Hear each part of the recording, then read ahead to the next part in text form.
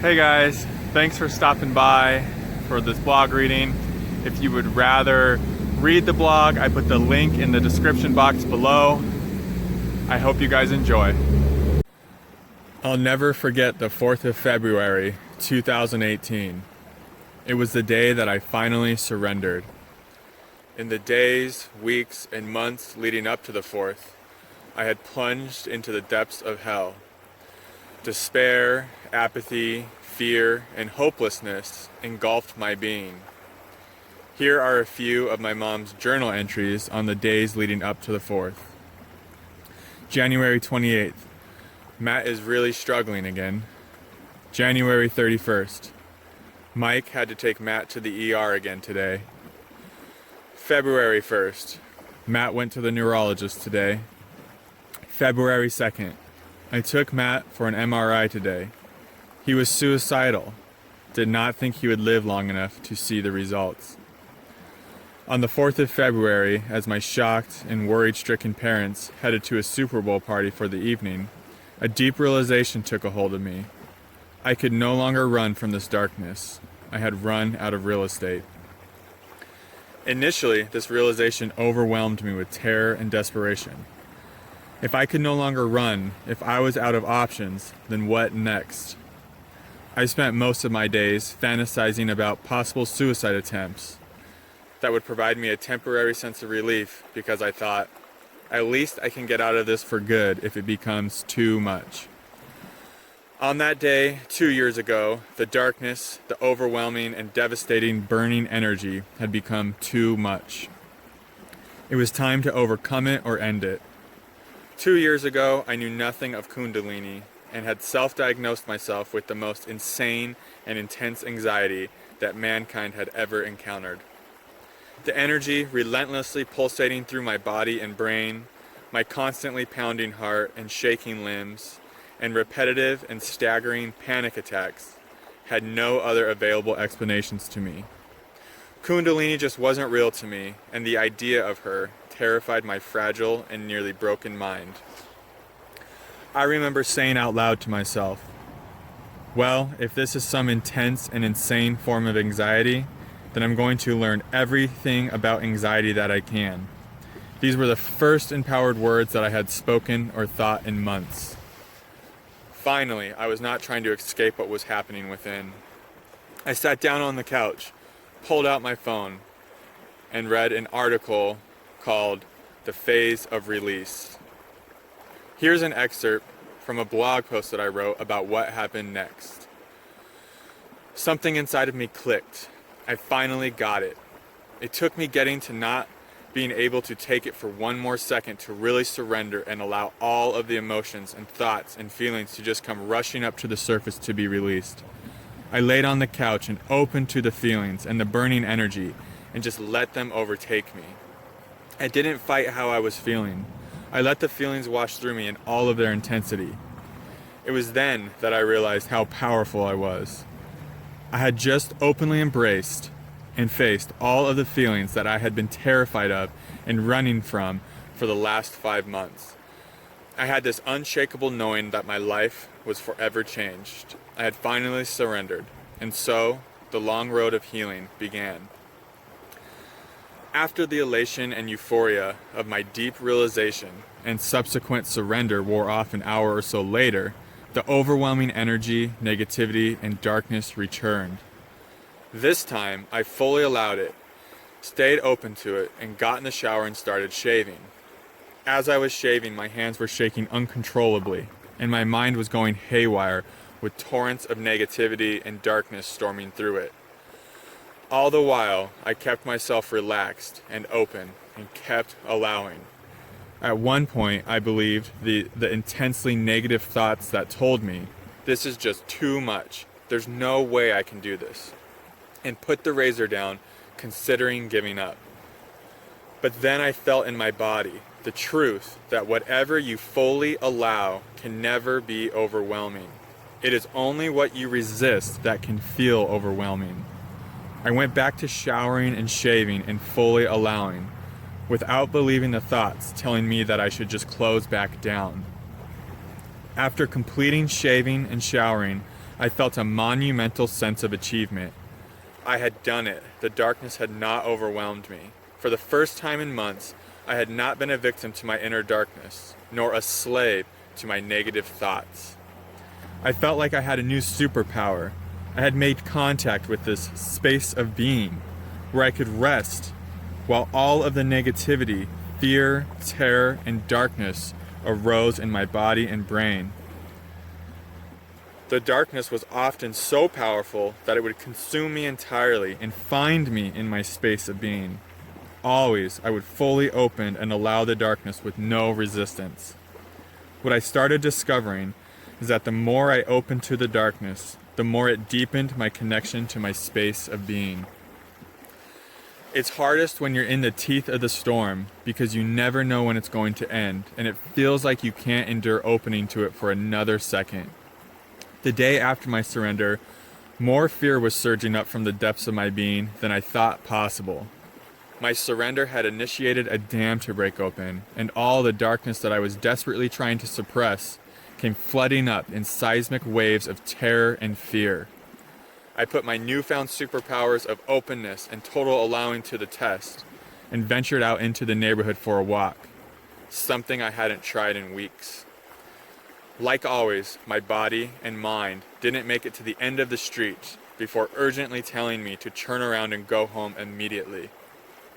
I didn't resist my mind and body's negativity and fear. Instead, I pressed on, walking directly into my fear. My mind and body were screaming at me for the next several blocks to turn around and go home. I was feeling weak and ice cold. The dark force that was upon me, that had governed my movement for the previous 5 months, was adamant that I return home and stay cowered in my room. I kept walking, and walking, and walking, and walking.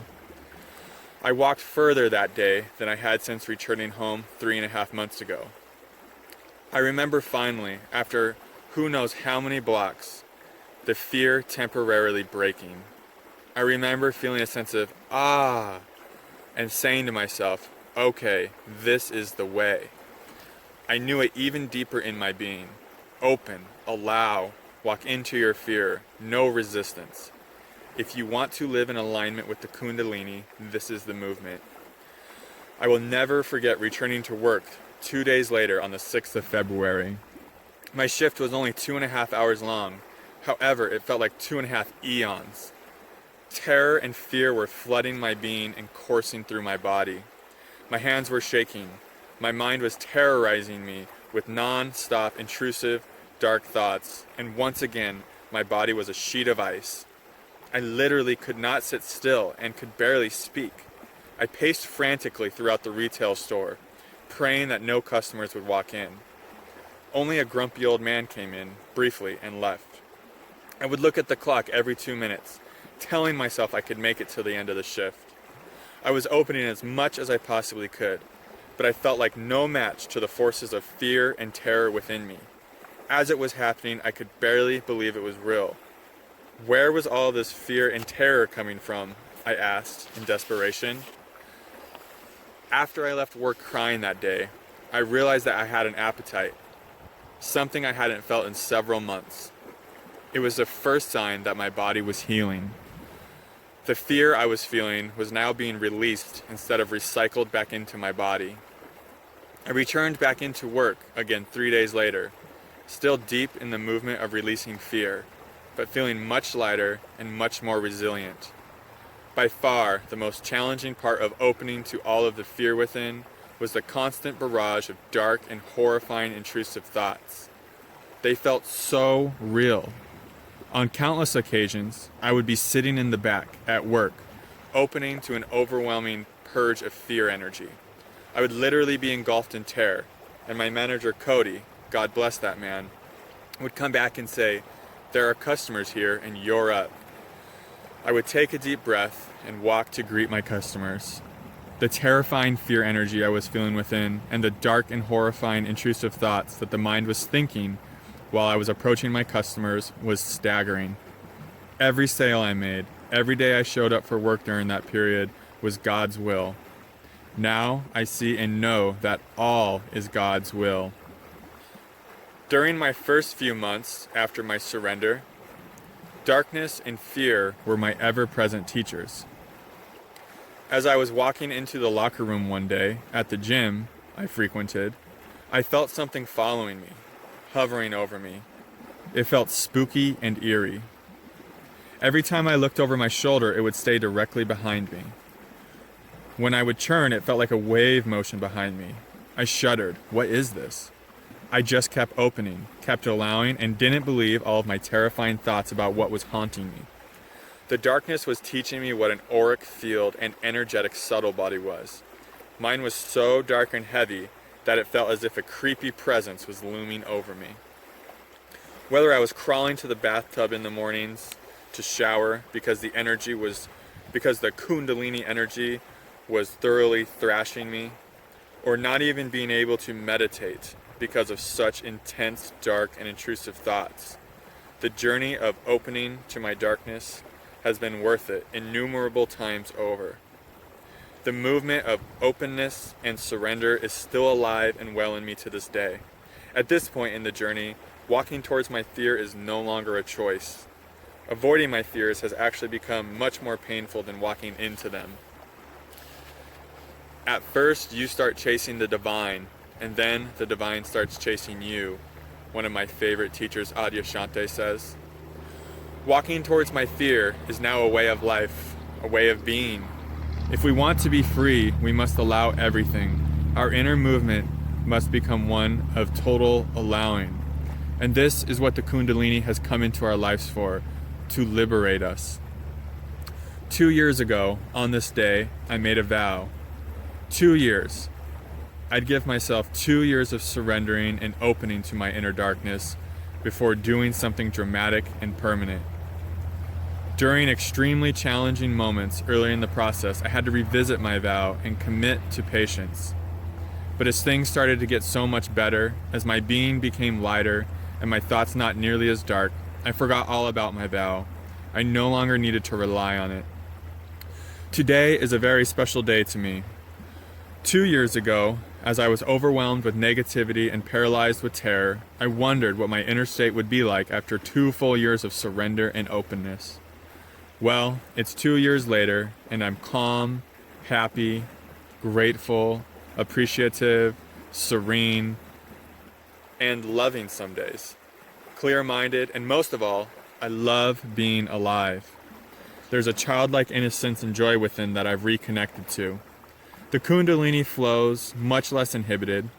Of course, she still teaches me lessons, and sometimes really painfully. And of course, I still have a long way to go and a lot of learning about how to constructively live with the evolutionary rocket fuel known as Kundalini energy. But even during the intense purges and clearings, even when I'm laying in bed, frustrated, while the Kundalini burns away my ego, I'm grateful to be alive. Here are some really essential points I want to share with you that I've learned on my journey. The darkness is your power.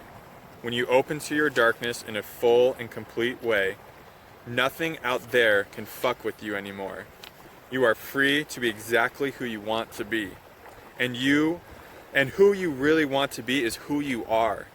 The darkness shows you who you are if only you will open to it.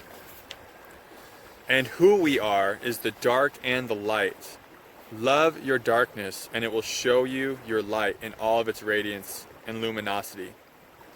When we open and embrace our darkness, we allow it to strip away our falseness and inauthenticity, and to know our power so that we can act from a place of truth and authenticity. Darkness transforms. Thank you so much for listening to my blog reading. I really hope you enjoyed it. If you would like to support my work, subscribe to my channel, like the video, share the video, join my email group on my blog at kundalinidiaries.com. But most of all, just thank you so much for taking the time to listen to my story, and I hope it helped you. Namaste.